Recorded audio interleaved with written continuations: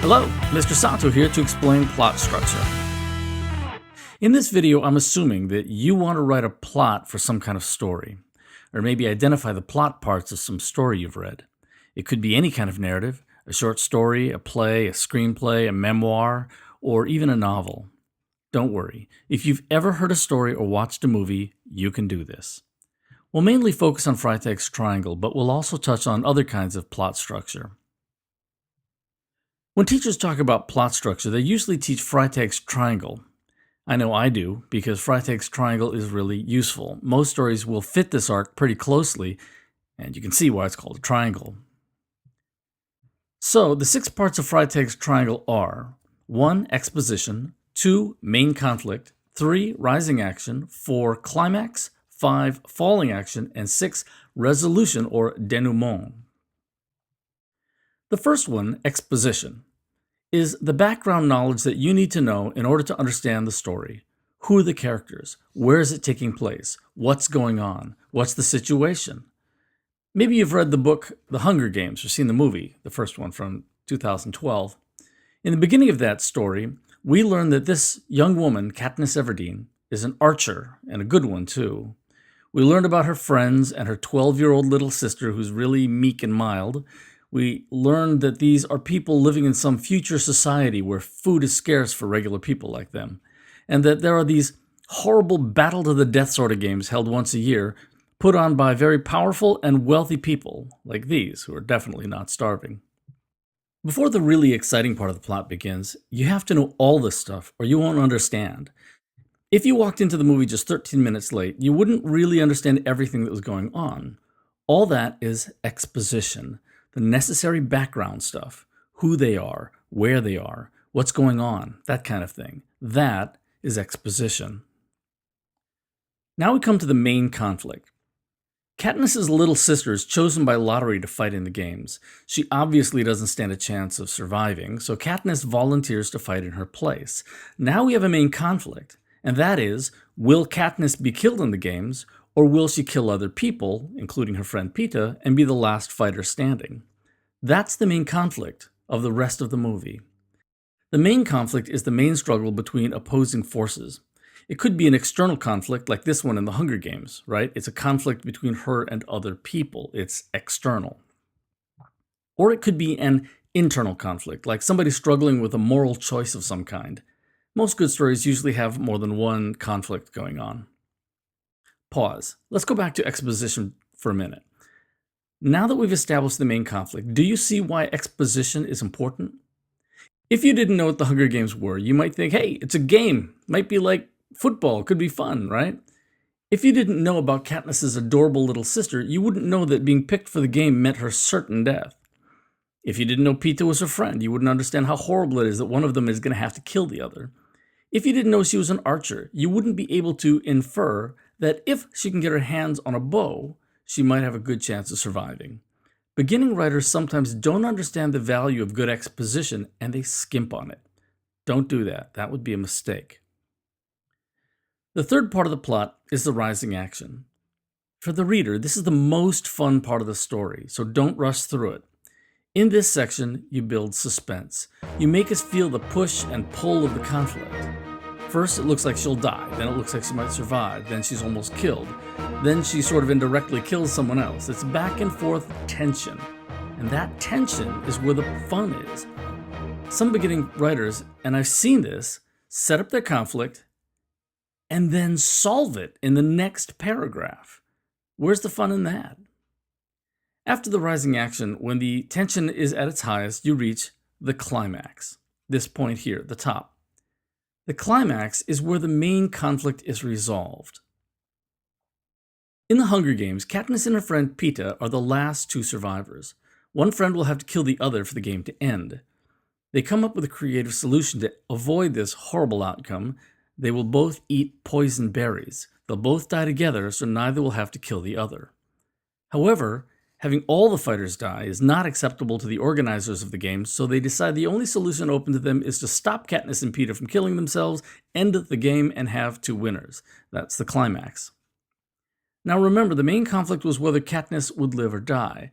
That's the question. The main conflict is the question. The climax is the answer to that question.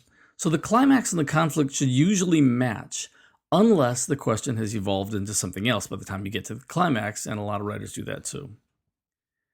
Some stories end right there, right after the climax, but there are still 2 more steps in Freytag's triangle. The next one is called falling action. I often tell my students that it's okay to skip falling action. It is a period after the climax where nothing is really happening. The plot stops for a bit, and we feel the repercussions of what just happened. I think covering the falling action in no more than a sentence or 2, or even skipping it entirely, can be a good choice. The last part is the resolution, or denouement, a French word meaning the untying of the knot. So the resolution is where you, the writer, show your reader how the character and the world of this story have changed as a result of all these events.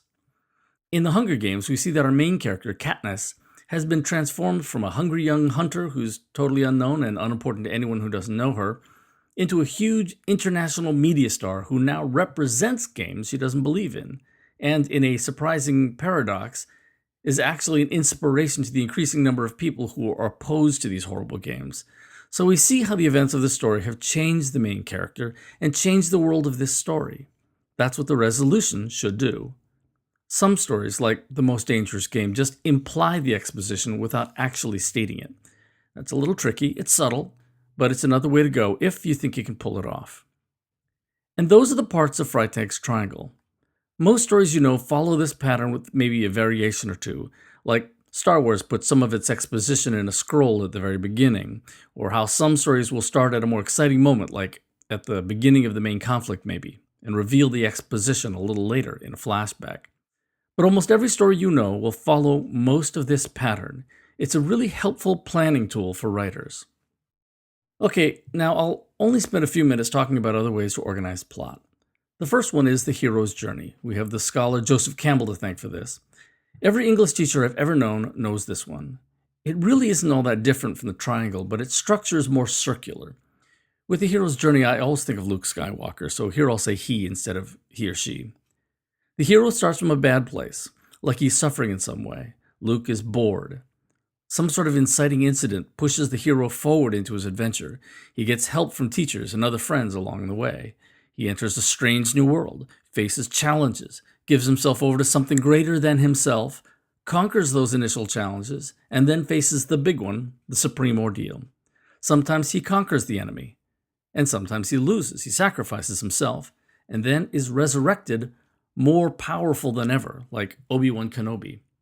Then the hero returns home to benefit his society in some way. Sometimes he faces more challenges on the way back home, though this doesn't happen in Star Wars until Episode 6. All of this could fit in Freytag's triangle, but the return home at the end is what makes it a little different. Plus, the hero's journey comes with a lot of its own fun elements, but that's a story for another video. Kishotenketsu. For the next plot structure, I have to thank Dr. David Reinhardt of the University of Wisconsin at Whitewater, whose page on narrative structures introduced me to this concept. I recognized the structure from having read it in books and seen it in movies, but didn't know it had a name. This one is called Kishotenketsu, which is Japanese. It has 4 stages, which are, logically enough, Ki, Sho, Ten, and Ketsu.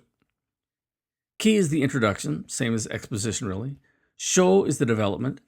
Ten is the twist, and Ketsu, which is the conclusion. One example Dr. Reinhardt gives is The Story of an Hour by Kate Chopin.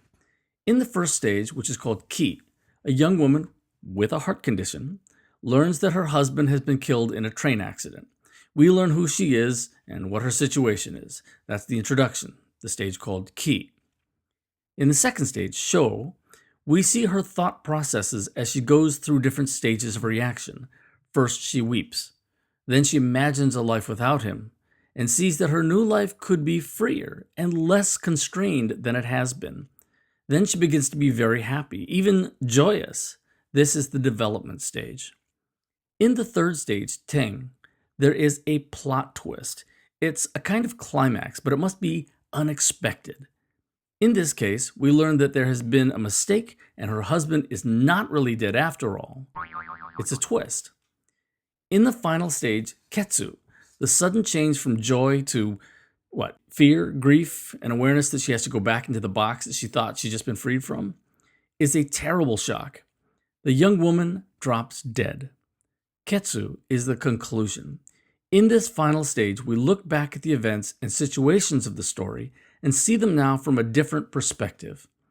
A movie example Dr. Reinhold gives is the 2010 movie Inception. I think of the classic American stories Occurrence at Owl Creek Bridge by Ambrose Bierce and The Lottery by Shirley Jackson. Certain Twilight Zone episodes come to my mind as well.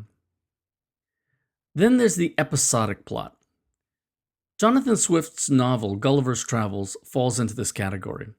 In longer forms like novels, you can have a lot of small challenges, episodes, that may be completely unrelated to each other, with no big climax at the end. The tension rises and falls over and over. The main character goes through the story experiencing all these adventures and is sometimes no different at the end than he or she was at the beginning. TV shows often do this as well. So we've looked at 4 ways to structure your story: Freytag's triangle, the hero's journey, Kishotenketsu, and the episodic form. Here are some time indexes so you can go back and rewatch the parts that you're interested in. There are really no hard and fast rules regarding plot structure, but a good story should have a beginning, middle, and end. I think everybody would agree with that. The Greek philosopher Aristotle had some very influential ideas about tragedies and comedies. Edgar Allan Poe had a few short story rules, too. Modern writers in the 20th century broke up these structures and rearranged them in non-linear ways. For example, the end of the book might reveal the actual chronological beginning of the story. So these structures, these frameworks, are really useful tools for writers who are planning and outlining their narratives, especially beginning writers. But don't let the framework turn into a cage. They're tools, not rules. This is an art form after all. The main thing is that you tell a compelling story. Your teacher may require that you include all the steps as a writing exercise. I've done that.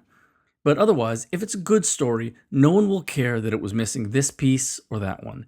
They'll just remember that it was a good story. All right, now go have some fun creating your story.